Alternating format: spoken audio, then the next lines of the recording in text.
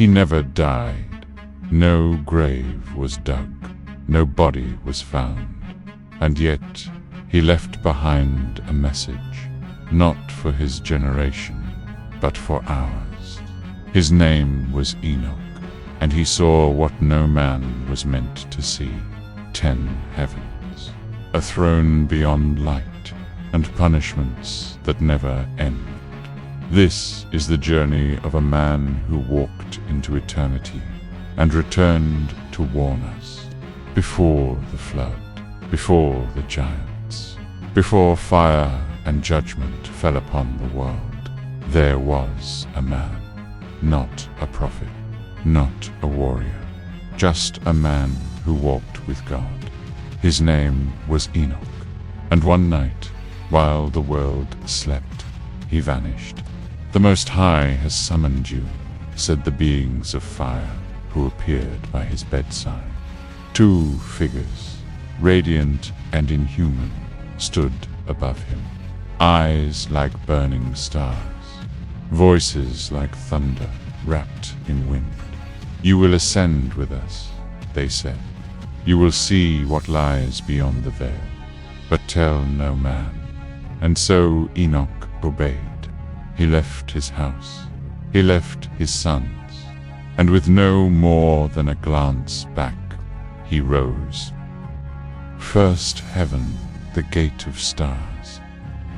We placed him on clouds, above the earth, above the waters, above the firmament.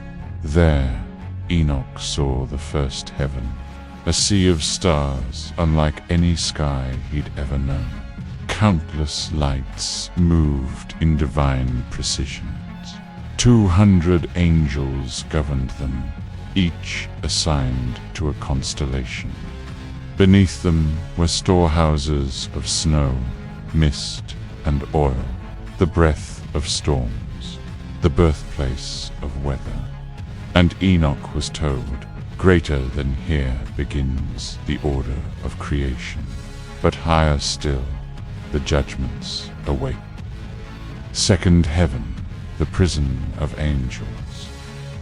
Darkness, colder than winter. In the second heaven, Enoch saw suspended forms angels, once radiant, now twisted. "They are the watchers," the beings said. They turned from the will of God. They did not fall, they rebelled. And now they hang in endless torment, weeping forgotten. "Pray for us," they whispered. But Enoch wept, "I am mortal. I cannot save even myself." Third heaven, the garden and the tree. Light returned. The third heaven shimmered with beauty unearthly. Forests sang. Trees bore fruits that glowed. Flowers whispered songs. And in the center stood the tree of life, its roots in Eden, its branches in eternity. "This," the angels said, "is where the Lord walks when he enters paradise." 2 rivers flowed from its base milk and honey, oil and wine, a garden made for the righteous. But you cannot stay, Enoch, for the wicked must be shown their end. Fourth heaven, the mechanism of time. In the fourth heaven, Enoch saw the wheels of the sun and moon. He beheld gates of light through which they entered and exited. "This is how the days are numbered," the angels explained. "Seasons, cycles, years, soul bound by command." He saw the phoenixes and heavenly beasts who tended the sun. Time, it seemed, was alive, and it obeyed. Before we continue, if this journey has opened your eyes, if the heavens feel closer than ever, take a moment, subscribe now, because what comes next is far darker than anything you've seen. Fifth heaven, the fallen singers. Now silence. The fifth heaven was filled with figures tall and still, faces gaunt, eyes downcast. These were the Grigori, the giants. They abandoned their posts. They followed Sirtanel. They had taken wives, birthed abominations, and now they waited, not punished like the others, not yet. "Why do you not serve the Lord?" Enoch asked. They did not speak, only wept. Sixth heaven, the archangels. Light again. In the sixth heaven, 7 radiant bands of angels moved in harmony. They measured the stars, governed the earth, recorded the deeds of men. These are the scribes of the heavens, the teachers of law and order. They sang, not with words, but with light, and their song kept the cosmos from collapsing. Seventh heaven, the armies of God.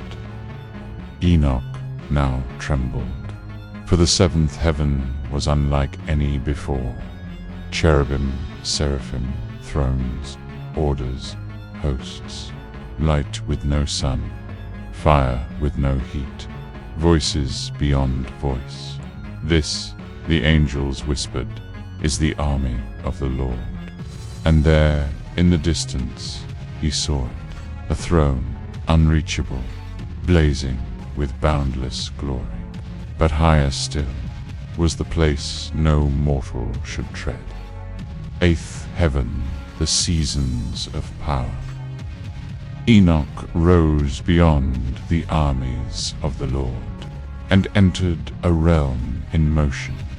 Here, in the eighth heaven, called Mazaloth, the stars were no longer still. They danced. "This," said the angel, "is where the times are set. The seasons, the rains, the droughts, all written in advance." He saw 12 great gates each, aligned with a constellation, each controlling the rise and fall of harvest, famine, flood, and fire. Here, the heavens weren't only watching earth, they were governing it. And for the first time, Enoch understood. Even nature obeyed a throne. Ninth heaven, the constellation keepers. Pub the stars. Beyond the turning skies, Enoch entered the ninth heaven, Kokuvim, the realm of constellations, the great houses of the zodiac. 12 celestial domains circled him, each pulsing with ancient power. "These are the markers of time," the angel said. "Seasons, signs, omens, all pass through here. Here, the stars did not burn.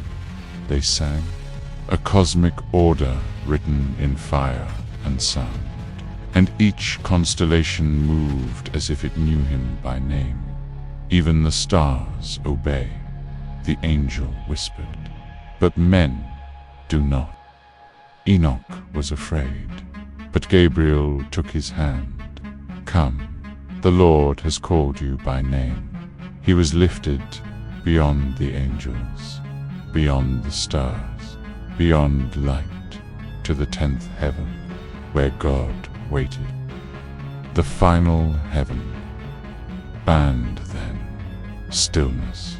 The throne of God was not a seat, it was a presence, a storm of light, a silence so loud it shook Enoch's soul. And the Lord spoke, "Come forth, Son of Man. Be not afraid." Michael anointed him. Pravul gave him the scrolls. "Write what you see, for generations unborn must know." He saw the creation of time, the fall of angels, the fate of men, and the judgment to come. And when it was done, sit at my left until the appointed day. Enoch returned no more, but his words remain. He saw the fate of the righteous, the torment of the wicked. He saw how the stars were commanded, and how time was chained. He saw angels weep. He saw the throne of God. And now, the question is not what Enoch saw. It's what you will do with the knowledge. Will you ignore it, or will you prepare? This is the book of Enoch, and it may be the oldest warning we were never meant to forget. Thank you for walking through the 10 heavens with us. Subscribe for more lost stories, ancient secrets, and divine mysteries revealed. Until next time, seek truth, walk light, and never forget what lies beyond the veil.